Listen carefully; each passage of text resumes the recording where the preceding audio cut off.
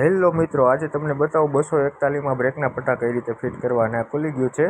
Excel બહાર કાઢી લીધી છે, આ બ્રેક પ્લેટ બહાર કાઢી લીધી છે, આ કચરો છે જોઈ શકો છો. આ પટ્ટો પર બહાર કાઢી લીધો છે અને હવે પટ્ટા તોડવાનું પણ ચાલુ કરી દીધું છે. રિવેટિંગ કરવું પડશે ને એટલે આ સાફ કરવું પડશે. આ સાફ કરી દીધું છે.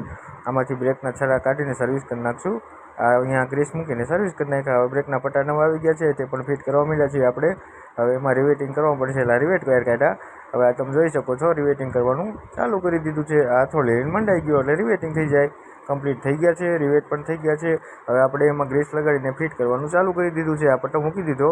હવે આખી કમ્પ્લીટ પ્લેટ બધું કમ્પ્લીટ થઈ જાય એટલે આપણે પટ્ટો મૂકીને એમાં એક્સલ ફિટ કરી દઈશું. આ એક્સલ પણ ફિટ કરી દીધી છે, તમે જોઈ શકો છો. હવે આમાં ટાયર લગાડવાનું બાકી રહ્યું છે. આ બોલ ફિટ થઈ એટલે ટાયર પણ લાગવા માંડ્યું છે. તમને મજા આવે તો મારી ચેનલને લાઈક અને ફોલો કરજો. તમે જોઈ શકો છો, આ કમ્પ્લીટ બોલ મારી દઈએ એટલે ટ્રેક્ટર એકદમ કમ્પ્લીટ છે. આ થઈ ગયું ટ્રેક્ટર રેડી. Okay, by.